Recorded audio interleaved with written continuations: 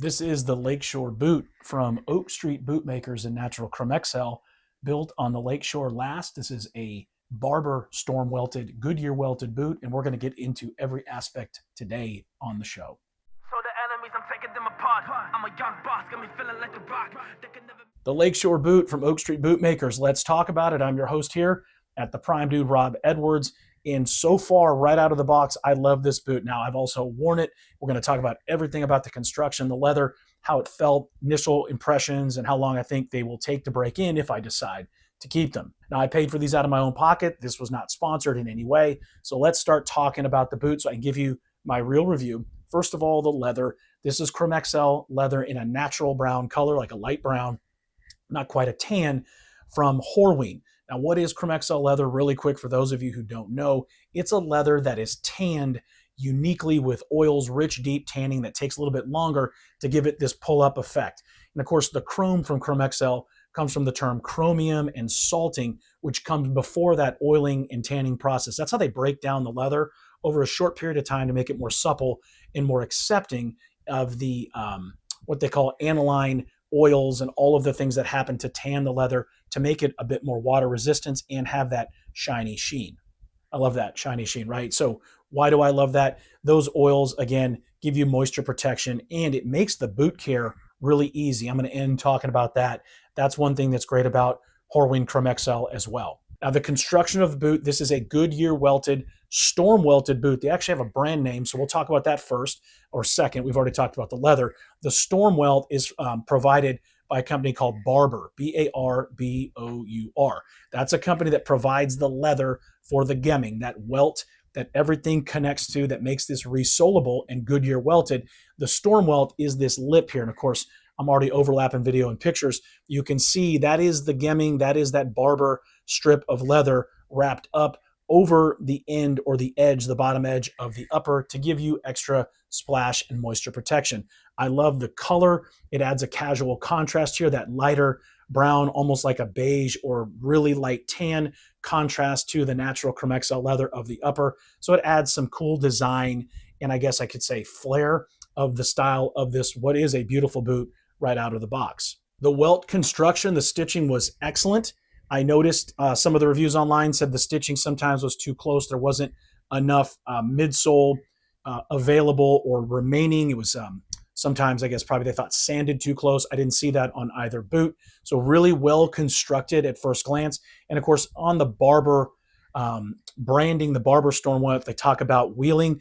I guess they see that as an extra little design. You can see the little point edges, what they call wheeling, at every stitch point of that Barbour Goodyear welt. So really cool addition there to the style. Again, derby style boot. It's laced over the top of the vamp, adding to the casualness of this. Of course, you can see your brass eyelets here along with the speed fasteners. There are four pairs of speed fasteners, or speed hooks, I should say, on the boot that go up from the eyelets on the facing of the boot. You have a beautiful stacked leather heel that includes a Dainite rubber top lift here at the bottom. And of course, these are a Dainite cell. You can see the nice Dainite sole. You can see the nice Goodyear welt stitching going all the way around 270 degrees, but it's actually a 360 degree welted boot. These boots come with a full leather lining and leather insole. Very comfortable out of the box.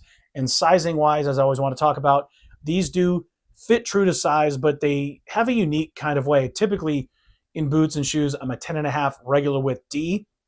These come as a 10 for Oak Street Bootmaker sizing, but then when you look at how it breaks down, their 10 is a UK 9.5. I went with that.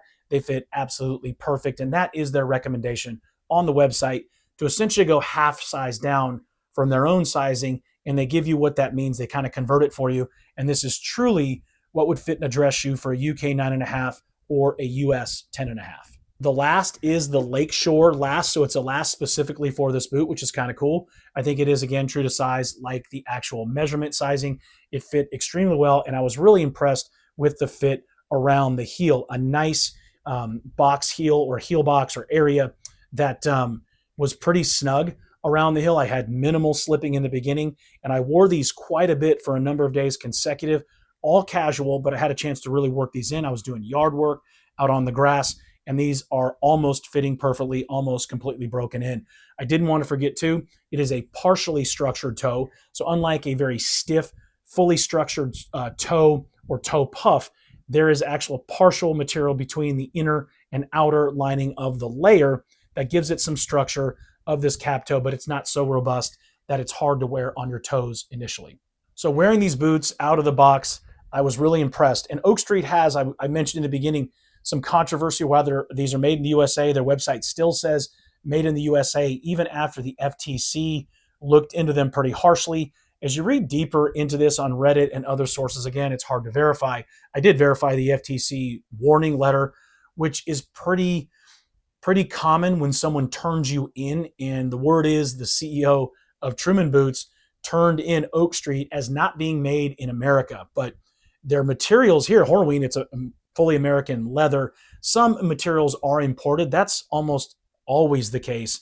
I mean, you're using mostly Italian or French tanneries with a lot of the shoes made in the United States. So using imported materials doesn't affect the ability in the United States, according to the Federal Trade Commission, the FTC, whether or not you could say made in the USA. As of today, late October 2025, Oak Street still has all of their boots saying made fully in the United States, which they would have had to stop doing if this investigation and Oak Street's response would have yielded or revealed that there was some shenanigans and that these weren't actually made in the USA. So with that out of the way, I wore these, like I mentioned, I did yard work. I really put these to the test because these are going to be mostly a casual boot that if I need to put on odd slacks or kind of your 5-pocket cotton pants with an odd jacket, you could totally do that with this, depending on the colors, of course. I think this is the kind of boot where you can get a little more aggressive. Even though it's a lighter brown, you could wear it with some darker material, because with boots, I think it's okay that they stand out. I mean, I've got green boots. It's really no way to blend those in. Like you're trying to blend in dress shoes with a suit. You don't, I don't think, want your shoes sticking too much out in a formal outfit. For this, go nuts. I wouldn't dress this, I don't think, with dark navy, charcoal, or black, but otherwise, I think it's a very versatile color. I think they were extremely comfortable. I think these are going to take 4 or 5 wears to really start breaking in. The insole was very comfortable. Like I said, I wore these for about 3 days straight, and I think these are definitely going to be a pair that I have for the rest of my life. The Dainite sole I may never wear through with my boot rotation, but this was one of the more comfortable pairs of boots. I've tried a lot. I mean, from many brands, from Grant Stone, Bridlin, Blackbird, Allen Edmonds. You can keep on going as I expand, but my originals are almost as comfortable. This might be one of the more comfortable pairs out of the box. It is critical not to over-treat this type of oily pull-up leather. I think one of the best investments you can make, I think this is about 20-something bucks for a 16-ounce bottle, is your Bic 4 leather conditioner. This is a great every use, helps keep the moisture. It's a very surface conditioning. It doesn't penetrate deep into the leather, especially with Chromexcel. It's really difficult to get deep conditioning with most products because there's that nice oil layer that's naturally tanned into the boot. Now, the one best friend you have before thinking of any product with Horween Chromexcel or any Chromexcel, I think Prime Tannery in Asia does this as well, does Chromexcel, but I'm not sure if they call it that. They do Shell Cordovan. But you want to just brush this a lot. Your horsehair brush is your best friend for any of these oily, pre-treated, specific pull-up leathers. This is all you need, because a nice, heavy brushing is going to activate the oils. It's going to heat them up. I do horsehair more than I use my yak hair, which is a little softer for Chromexcel. And when you have any scuffs, when you have any kind of issues, surface markings of this leather, try brushing first, then add a little of that surface conditioner. A little bit better than Bic 4 for a little more conditioning is your Venetian Shoe Cream leather balm, they call it. I love balms for shaving. I think this acts just the same. It's a little bit deeper conditioning without drying out. You don't want to dry out Chromexcel leather, which can be easy to do with Saphir Renovateur if you over-treat it. An additional step from Venetian is the oiled leather. They call it the Coeur Gras from Saphir. I use a little bit of this every month or so if I'm wearing Horween Chromexcel leather regularly.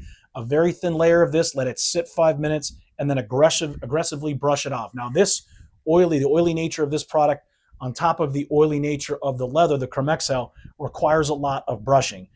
I'm telling you, you're talking 5 minutes per boot to really activate, get the cloudy surface off of this product, but it's going to provide deeper moisture and oiling. It's for oily leather specifically than your Venetian or your Bic 4. Finally, Renovateur. It can be used on Chromexcel. I would spot treat heavily worn areas with this. Small, tiny dot of product rubbed into the area, let it sit for a significant amount of time, at least 5 minutes, and then brush it off. But really rub it in and spot treatment. I would not treat the entire area of the boot with this too often or if ever. But if you need good conditioning, it's not going to hurt it initially like it could heavily painted patina leathers. This is a more rugged boot. But again, be careful with Chromexcel. Brushing, use the natural oils will be plenty for most of the time. And then the occasional shoe care with maybe a once-a-year treatment of Renovateur, you're going to be just fine. So tell me what you think about Oak Street Bootmakers. You know, maybe you found something different about the Made in the USA controversy, which isn't a huge thing for me. But if they weren't, I wouldn't want them to claim it. I think they're telling the truth. I think these boots are great. But if you disagree, they do have a great following because of the price. I was able to get these on clearance for under $400. These Lakeshore boots are now over $500. So yeah, I love this boot. I fell in love with it from about 10 minutes after I put it on. Of course, when I got it out of the box, it looked fantastic.